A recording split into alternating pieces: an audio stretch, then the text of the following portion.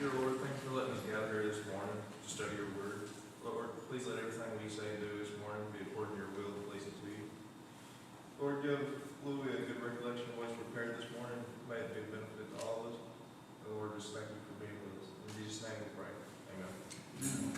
If you're watching online, we're certainly glad that you can be with us through this avenue. We're glad that you can join us in person. Louis?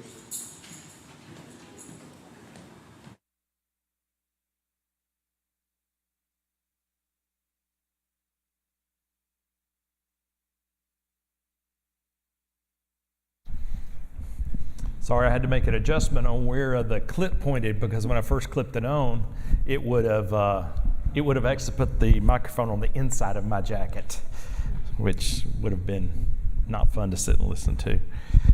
Well, good morning. Thank you guys for having us back. We, as I often say, it's like coming home for us. We really enjoyed coming up here. I personally appreciate the confidence and the request to be here. If you're not in agreement with that, you got to talk to Chuck. He's the only one I'll talk to. He texts me. So, if you got a problem with him getting me, you need to talk to him, because, well, you know what? At least a trailer, right? I was actually, I won't get into the stories of it, but we were actually looking for a particular trailer park. I was telling Flo when I used to be out doing what I used to do. Occasionally we would come up here, and I worked with a guy, some of you guys may know Daryl Taylor, he's a detective over with the Macon County Sheriff's Department. And one of the last cases we worked on was down in this little trailer park we were pointing out. So neither here nor there. So today I've got a lesson for you, and it's the beginning of a series of lessons. I think I told you last time I was here that I was doing a personal study of letters and comparing them, because I was looking for something that I could sink my teeth into, and personally that's what I was doing. I was also looking for something that my young professional class that I teach on Sunday mornings at Rivergate, that's going to have your people like Kelsey Cherry, that kind of life stage where they're out of their parents' house, but they haven't quite really started a family and moved on, because every congregation has a youth group, and every congregation have a young married class, and then go up from there. But there's kind of an unministered to group of folks, and I call it a life stage, where you're in that area. And so we have a great group, and they're fun. They challenge me. And I was looking for a study to do with them, and came up with this a few weeks ago. And since then we have gotten going. But what we are doing is we are studying all the parables of Jesus. And when you look at what a parable is, I've actually got this little definition up there, and it's an old one. It's attributed to a preacher from Tennessee back around 1903. He might have had this on a bedsheet sermon, but he said they are earthly stories with heavenly meanings. And that's a great little place to start with this. And so ultimately, I've got my own caption up there, and I don't know if you can read it, but it basically, the reason why we're looking at these parables is because they are a message. I've got that they're a message for the ages, all the ages. They work for back then, and they work for now, and there's things that you can draw out of them. And so this morning, what I want to do is I want to encourage you. No, the word is entice you to study a parable. You personally, I want you to take on a parable.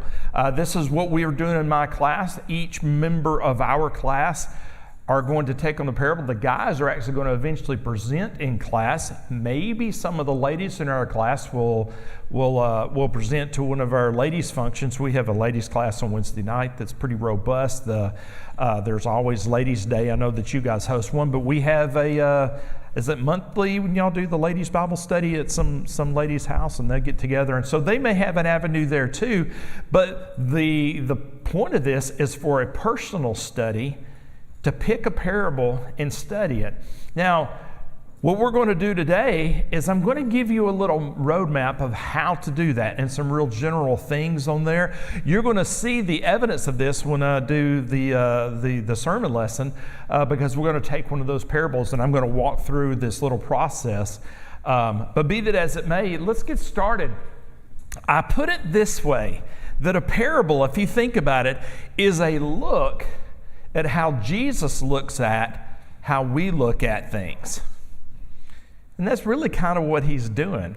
And so when we look at a parable, the very, very first thing you may want to do is try to decide exactly what is a parable. I know we had that little definition, but there are a lot of stories that Jesus tells in the Bible, but the question really becomes, what do we call a parable? Because everything that he says, we didn't call a parable.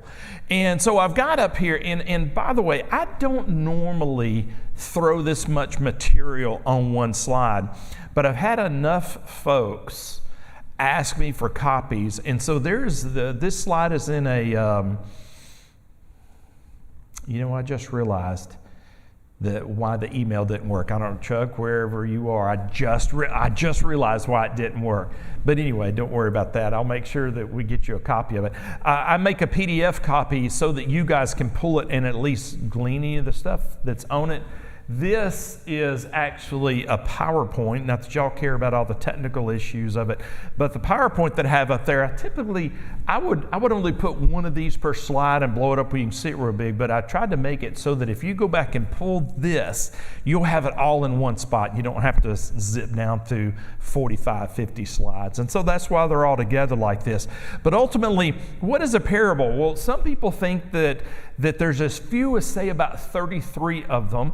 You have some other folks that include things that don't necessarily say, hey, this is a parable, but they include it as a parable. And there's not bad reasons why that's the case, and almost up to like 50 of them. And I've got up there, well, who defines what a parable is? Well, at some point in time, the Bible defines actually something as a parable. But there are a few other things that follow in the same sort of structure, but even though it doesn't say that Jesus told this parable, and that's why they're sort of included in there. When we take a look, by the way, there are parables in the Old Testament. You may not have recognized that because we have focused on the parables of Jesus.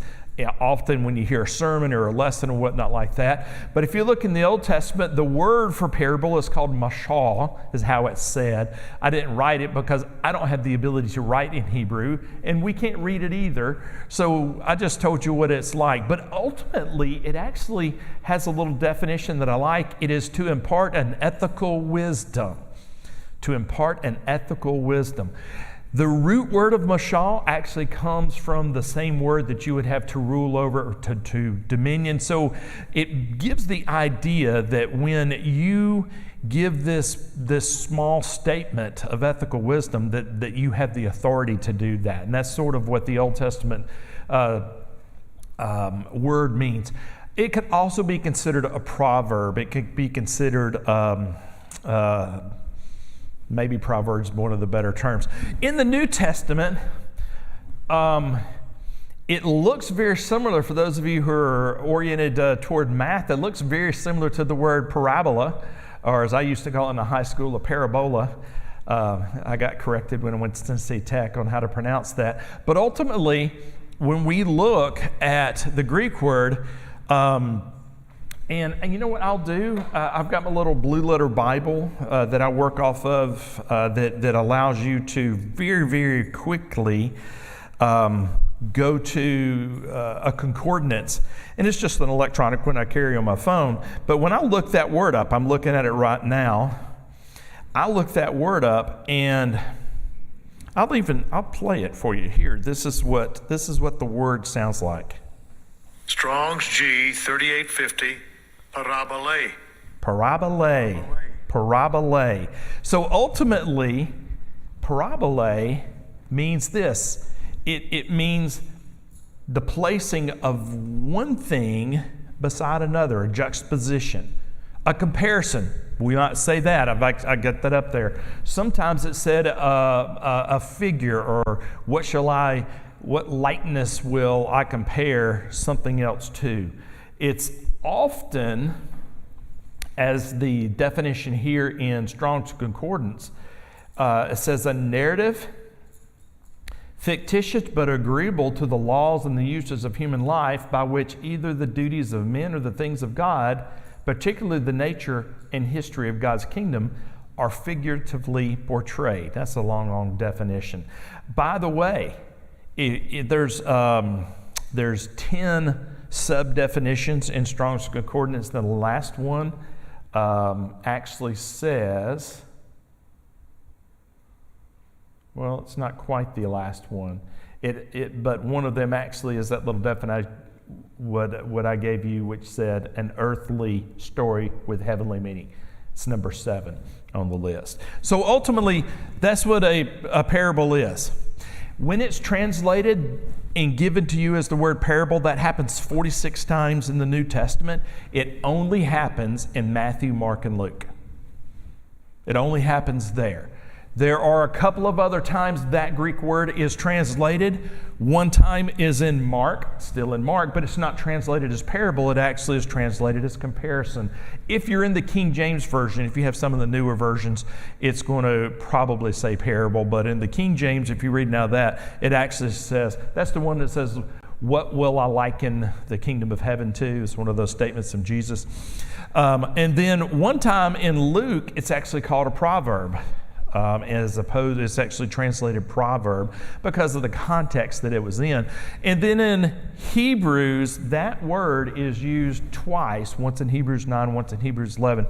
And when it's used as the word figure, just to give you a note. But when you look at parables, when you look at them, generally speaking, the New Testament translators of pretty much all of the versions will take that Greek word parabole and it will translate it as parable. So you pretty much are given a pretty good definition or a pretty good heads up. Hey, this is going to be a parable of Jesus. But when we get into the study of it, you'll see that sometimes it's actually a little bit hard to see when it's coming. Now, I want to point out some things.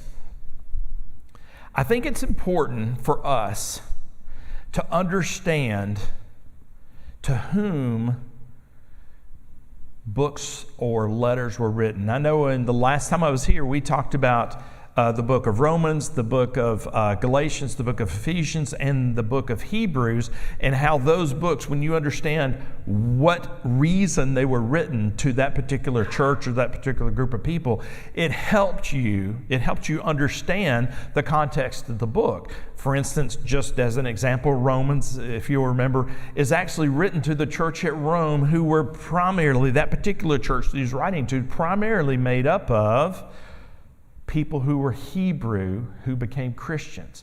But they lived primarily among Gentiles, and they were converting Gentiles, bringing them into the church, but they weren't accepting them as Christians until they took on Hebrew facets.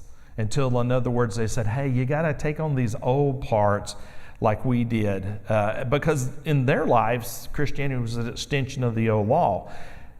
And, they were still working on the idea of it being replaced. And so when you read Romans, that really helps. A, he's writing to Christians, but in Romans, but in B, he's writing to Hebrew Christians to make sure and accept people who were non-Hebrews, but accept them as Christians. So it helps us to understand that. So I thought, since we got Matthew, Mark, and Luke, it might be interesting to pull down the concepts out of there. So Matthew, also known as Levi, Matthew doesn't actually name himself as the author of the Gospel of Matthew. He's actually an extremely humble writer when you see, but he primarily seems to be writing his book, the book of Matthew, to Hebrews, to people of a Jewish lineage.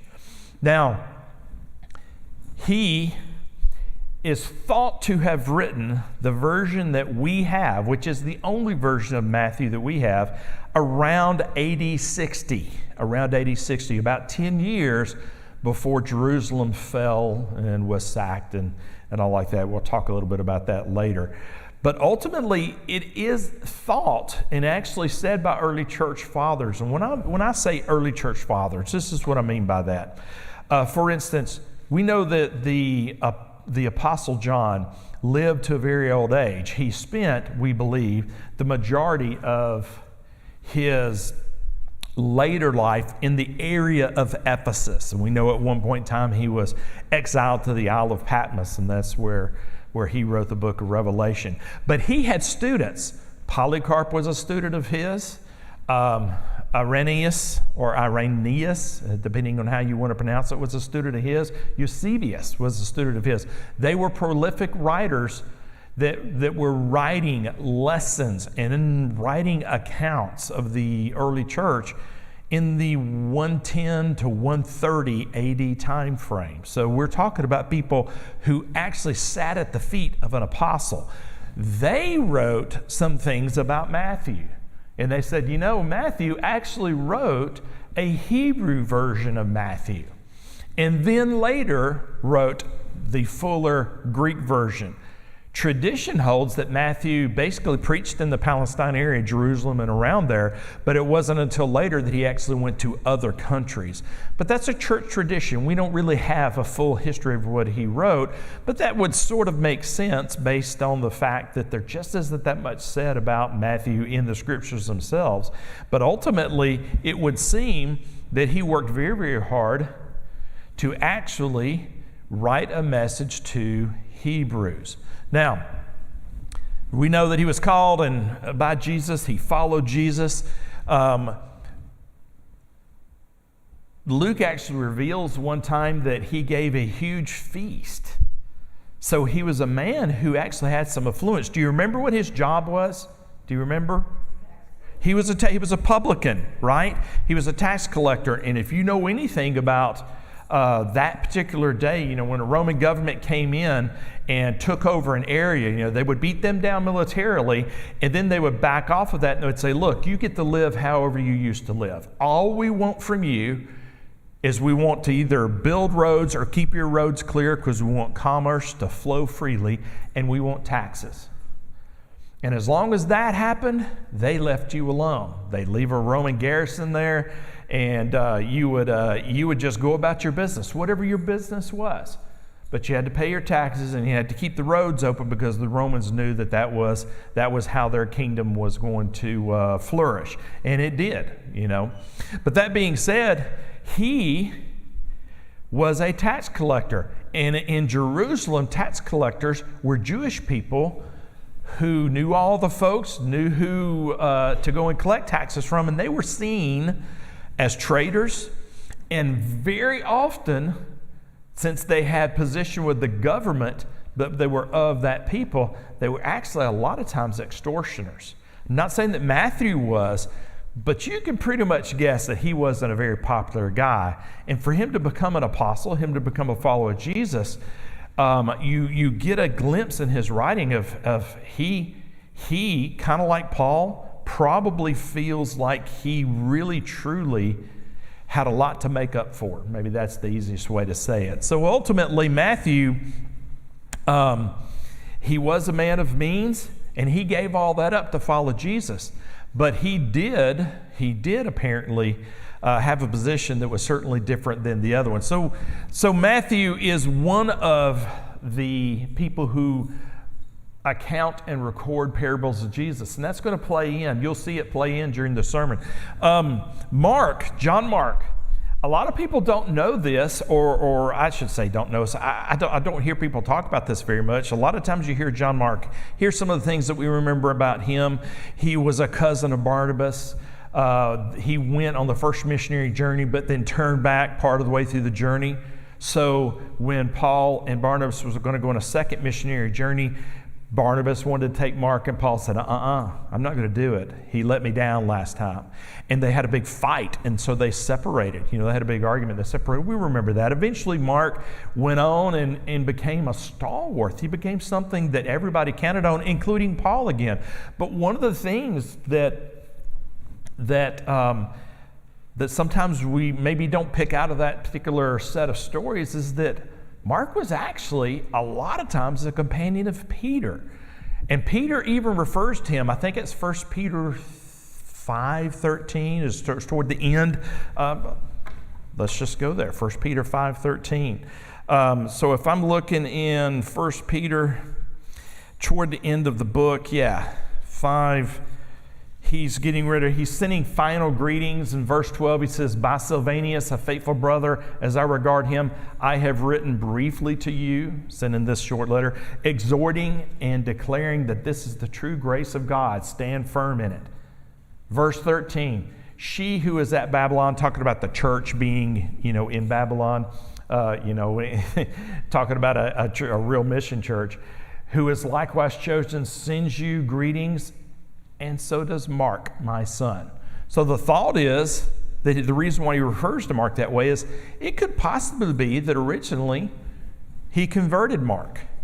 But when you look at the book of Mark, who, by the way, today's most scholars still will tell you there's no reason to believe that Mark should be the first gospel in the Bible. But there are occasionally some scholars who want to say that, and they basically are got some spurious reasons for that. But the reasons why Matthew, Mark, Luke, and John line up the way they do in the Bible is because Matthew, by the early church fathers, was believed and known to have produced his gospel first.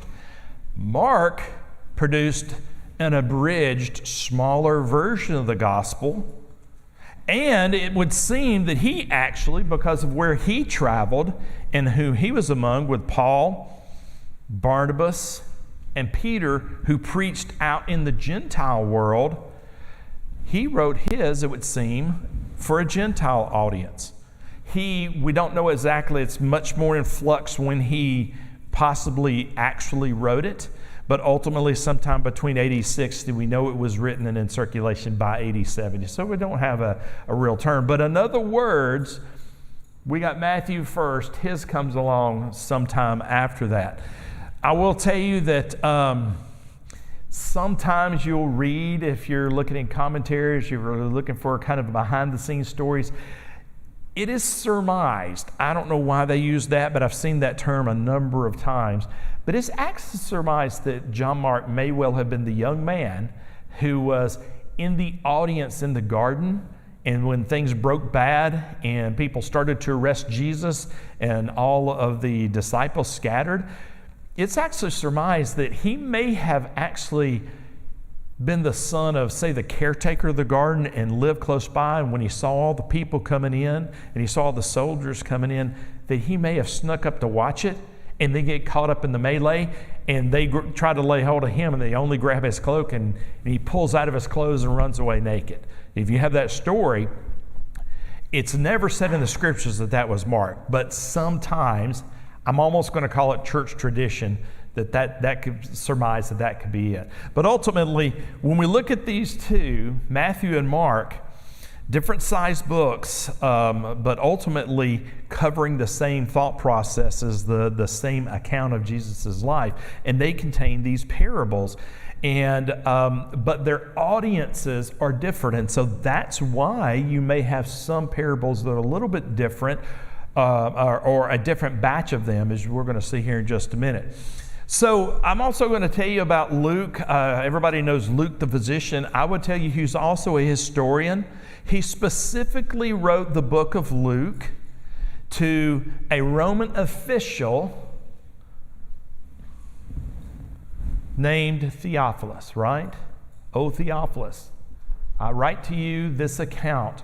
I thought it a good idea to give you an orderly account of all that occurred. He sat down to write a history. We don't believe that Luke ever knew Jesus, saw Jesus. He was a person who came into discipleship later, but he traveled with Paul. He knew Peter. He traveled with Mark. He ultimately spent a lot of time around the apostles and sat out to specifically set down an orderly account.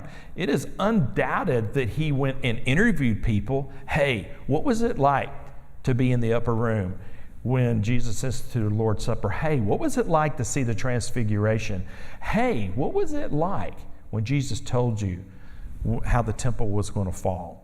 So he would have had access to all those people and wrote this over a time period. And I'll tell you that the one thing we know about Luke was he wrote it during the Caesarean imprisonment. You know, when Paul came back from his third missionary journey, he goes down to Jerusalem and he gets purified in the temple so that he can be in there, because that was part of the temple rules. And eventually some people recognize him as the Christian preacher, and they start trouble, and a riot almost starts, and Romans come in to take care of things, and he goes, hey, I'm a Roman citizen. I'm a Roman citizen. And they say, okay, we're going to take you out of here. And so they arrest Paul. And then he starts that journey, which eventually ends up in Rome. But he actually, if you go and you look in the scriptures, he actually gets initially kind of an initial appearance in court there in Jerusalem. They said, okay, I'm going to hear your case, and when the people come against you, but go up to Caesarea, which is a port city. It's not Caesarea Philippi. That's another little town kind of in the middle of the country. Caesarea is over on the coast. Sometimes it's called Caesarea Maritima, but it's a coastal city, a port of the Romans, of the Roman fleet. And ultimately he's kept up there for 2 years, and Paul and Luke is up there for 2 years, awaiting trial. They have an initial hearing up there, and then eventually people come up and they have a trial. During that trial, he gets a chance to speak to, Herod Antipas and Felix and those folks. But then eventually they said, well, if it weren't for the fact that they're talking about this, we could just turn you loose, but I don't think we can. So he says, hey, Paul, I appeal to Caesar, right? So then they go on that long journey over to Rome, and while in Rome, then Paul gets imprisoned in the house, and Luke was with him up there for a while. So in that Caesarea imprisonment, that's when he wrote the book of Luke. He would have had Paul at his disposal, but he also had done all this travel and had been at Jerusalem, where Caesarea was only, between 7 and 11 miles away from Jerusalem. There were apostles that could come back and forth. Jesus' mom may well have even lived up there. And so the fact of the matter is he had a lot of people at his disposal. And if you look in the scriptures, you'll also find out during that Caesarean ministry, they said, hey, they can see people. They can have friends come and go. It's not like they're walled off from everybody. And so there was plenty of time for him to gather this material, but he was writing this because he wanted to give an actual account. Some people have referred to an ancient scholarship as Luke as being the most beautiful book ever written because of how tidy and how well it explains and lays out everything about the life of Jesus. So a lot of people also say that he actually wrote this message to the Greeks, or people who speak or are using the Greek language. That may be a better way to say it. Anyway, it's thought to be written while they were in prison around AD 60, maybe AD 59, but say AD 60, possibly into 61. And he wrote it when he was in Caesarea. By the way, he wrote Acts. Most likely it looks like he wrote Acts during the imprisonment in Rome, which is going to be sometime later. Just for completeness sake, Paul imprisoned. He says he was in prison a number of times, but the time that was recorded was the Caesarean, then the Roman imprisonment. That particular one at the end of Acts, he's turned loose. He goes on another missionary journey and then is imprisoned again and comes back, and that's when he's martyred. So there was a third imprisonment, and that was the one where Paul was killed in. But anyway, there's at least 18 more parables that are just in Luke alone. And that's remarkable. That's actually a remarkable feat. Just for completeness sake, I'll tell you about John, but there aren't any parables in John. But I will let you know that John didn't set out to write what we call a synoptic gospel. He set out, if you remember who John was, he was that apostle. And by the time he wrote this book, it's probably AD 90. And if you look at 1 John, 2 John, 3 John, and some of those later epistles, we recognize that they had a problem with Gnosticism. We had a problem with that group of people who said, hey, I've got special knowledge from Jesus. And they would say these heresies. One heresy was that Jesus was God, but not really a man. when he was here and he looked like a man, he was really some kind of like phantasm. And so he was always truly just a spirit, never really a man. Or they would say that he was a man who was just had special knowledge but was really never a God. So they either took away the deity or took away the humanity of Jesus. So when you look at what John, and he was facing that all the time, when he writes his gospel from a very personal look at Jesus, where you see all the personal insights. He really doesn't talk about Jesus' public speaking, which is where the parables are going to show up. So that's why they're not in there. But he does show that those 7 miracles, that he builds them around those 7 miracles, and then those 7 I am statements. So he actually shows you the deity of Christ and he shows you the humanity of Christ all in one gospel. But that gospel was written for that reason, which is the reason why those parables don't show up. It was an account of Jesus' life. If you really look at why he wrote it, maybe the major reason was to put down or to explain why people don't need to pay attention to these heretical views that were happening at that time. So anyway, there's other points up there. You can go back and look at that. You can, there's evidence that John, the Apostle John, was actually a cousin of Jesus, but we won't get into that because that's not going to be part of our parable study. You can go back and look at some of that stuff at your leisure. So let's look at the parables real quick of told by Jesus. If you get your Bible out, you can scroll through these. I have only listed mostly the Matthew notations, even though some of them actually have more than that. In fact, let me go to the next slide. Oh, yes, at least some of the, because a lot of color that I have on the slide is not up there, so I was worried about this. So what I've done is I've highlighted these ones that are in Matthew. The last 2 on this list are underlined because they only show up in the book of Mark. But all the other ones show up in Matthew. But if they have that light blue highlight, then they are in Matthew and in Luke. If they have that green, then they're in Matthew, Mark, and Luke. So ultimately, it kind of gives you a schematic of how the layout is. But and there are some of these that are dual that I put together, like the wise and the foolish builder, right? Because Jesus tells a parable, but he tells the parable about a wise builder that builds his house upon the rock. Then he tells a parable about the foolish builder. We can remember all the VBS songs, wise man built his house upon the rock. We get that. But there's a tremendous concept that Christ is getting across to people. Remember when he's talking about this is the Sermon on the Mount. This is one of the first times he sits down and thousands of people show up and he starts preaching to them and tell them, hey, there's a change. There's a change that is here now. The old way is no longer. This is the new way. And so he gives these parables to describe these things. But there's a whole bunch of them. The wise and the foolish builder, the new garment and the wineskin, a parable of the sower, parable of weeds. Sounds like the same one, but it's not. It's different. There's the parable of the mustard seed and the leaven. I'm going to do that parable in the sermon lesson. The hidden treasure and the pearl. I almost did that one today because that's actually one that has, as I've done the study, become a favorite. But I need to let it simmer a little bit more. So maybe the next time I'm here, Lord willing, there's the next time, and Chuck texts me, I'll be here. And I may do that one because I think there's something there that maybe we hadn't picked up on before, at least for me. I make all these lessons for me. The casting in the net and the owner of the house, they're paired together by Jesus. The lost sheep. I know I've done a lesson here before where we went through and I call it the prodigal son lesson, but I actually do a lesson on all 3 of those parables.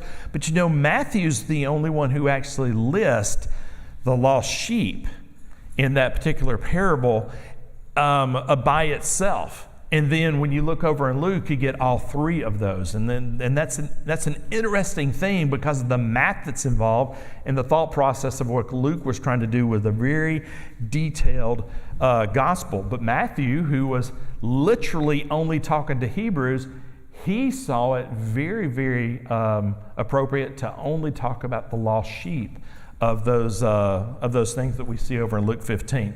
The unmerciful servant, workers in the vineyards, two sons. I don't know if you remember that. We think of the two sons, and you might initially come to the thought processes of the prodigal son, but it's not talking about those two sons. That's the one where it's talking about one says, the father says, hey, go out and work in the field. And the first one says, okay, I'll do it. And then he goes out, but he doesn't work in the field. And then there's the other one who he says, go out and work in the field. He says, I'm not going to do that. I'm tired of doing that. And he stomps off. But then he comes back and says, Dad, I'm sorry. And then he goes out and works in the field. And so he makes application of that. And that's the two sons ones. Wedding banquet, the budding fig tree. There's a lot of richness in there. That's probably another one that I'm going to spend some time on because there's a lot to it. But there's all those that are listed that are primarily in Matthew, but also in sometimes two or all three of those synoptic gospels. And then you look at Luke's, and these are only in Luke. There's the two debtors.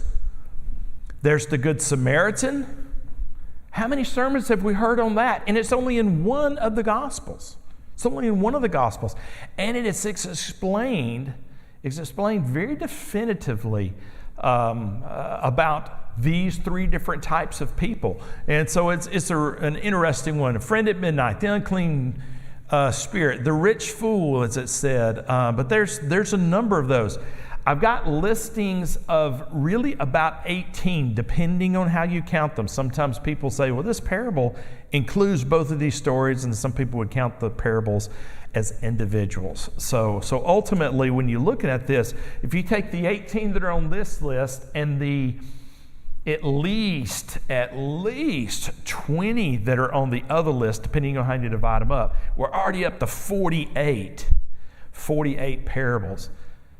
You'll be able to find one in there. You'll be able to find one that speaks to you a little bit because there's a message that's there. So here's the thing. I want you to consider this, okay? Consider these things when you go to study this parable. Everything I wrote on this, I wrote because this is how I approached it, and it's worked for me. That's the only reason why I put it out there. I didn't get it out of a book, and that would be fine if you did. I didn't watch a YouTube on this. This is literally how I found richness in the parables. First thing, pray before you study. Pray before you study. I don't know how many of you folks have attempted to speak to an audience on something. I don't even care what the something is. But I will tell you, I get asked to speak not only in these settings, but I get asked to speak occasionally in a school setting, in an in-service setting. One of the most difficult things is actually coming up with what to talk about. It's not how to teach about that subject, it's actually to come up with what that subject is. I will tell you that Louis Kuykendall sits down before he comes to Red Bull and Springs, before he teaches a class at Rivergate or one of the other places that I might speak, and he prays. He prays to God that God reveal to him or lead him to something that's needed. And I selfishly say that I need and that they need. I think that's a worthy thing. Have all the commentaries out there you want. Have all the Bible tools at your disposal. Those are great things. But ultimately, start here, I believe, is a great. I found some tremendous reliance that I've come to rely on by praying before Him. After that, just go ahead and go read the parable. I catch myself doing this so much. Let me go see what this commentary says. And I haven't even read the passage. I've decided the parable, but I haven't read it. So I forced myself, if that's a way to say it. I actually said, sit down, read the parable, and let Jesus talk to you, because all of them are in red letters. So go read the parable. Take it on its own. After that, consider this. Consider which of the Gospels you're reading it in. Is it only in one of them? Well, then it's only really meant for that one audience. So that's actually maybe the reason why there's two in this one, but only one in another one. It helps you put it into context. I think that's kind of nice. I'll tell you another one, and this one is the one that I personally get a lot of enrichment out of, is I would like for you to consider to whom Jesus spoke. Who is he talking to? If you want to find the richness in Matthew 7:21, I know that's a real go-to verse for a lot of folks in the brotherhood. But if you want to find the richness of Matthew 7:21, go back and look and see at who he's actually talking to. If you want to see the richness in the narrow and the wide gate, go back and see who he's talking to, because it adds a lot more context and it helps you, because this is actually what that particular audience needed to hear. Now, consider any connected parables. Do this sometime. I'm not saying don't use these as your study parables, but no matter what parable you choose to study, why don't you go over in Luke and look at the lost parables? Lost sheep, lost coin, lost sons. And just look at the math of it. 1 out of 100 sheep, all right? 99 sheep they had, lost 1 sheep, lost 1%. The next story, lady had 10 coins. She lost 1 coin. She lost 10%. Then you got a man with 2 sons. He feared he had lost 1 son. And who knows, he may have lost 1 son, but not the one he feared. But you got 50% of his treasure.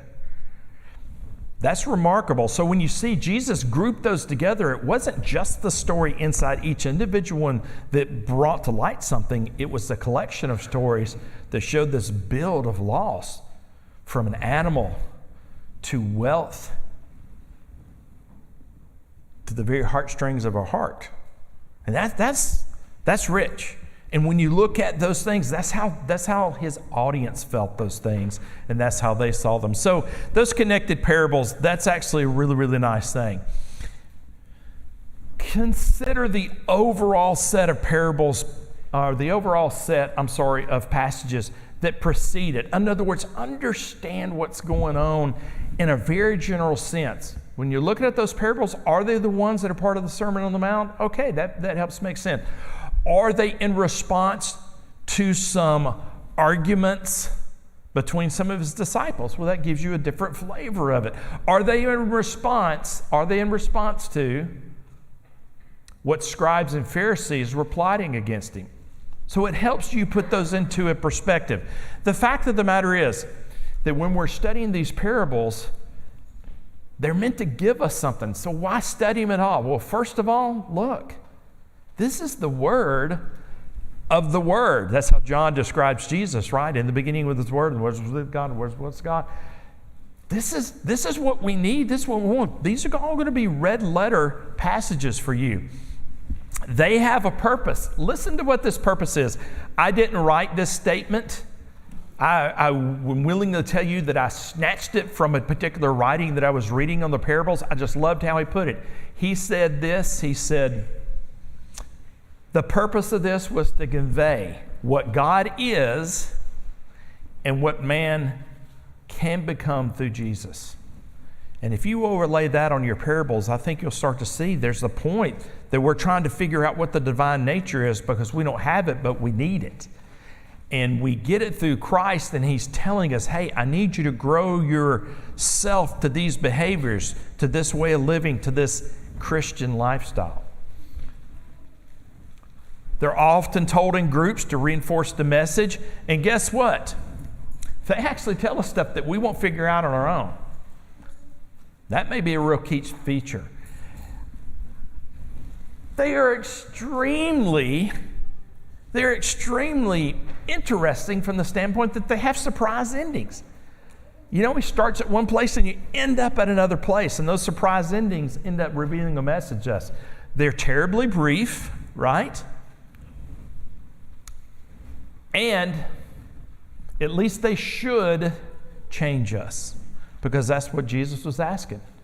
But the people that we recorded, the people that he talked to, he was telling them, hey, I need you to go from this to become that. So they should change us.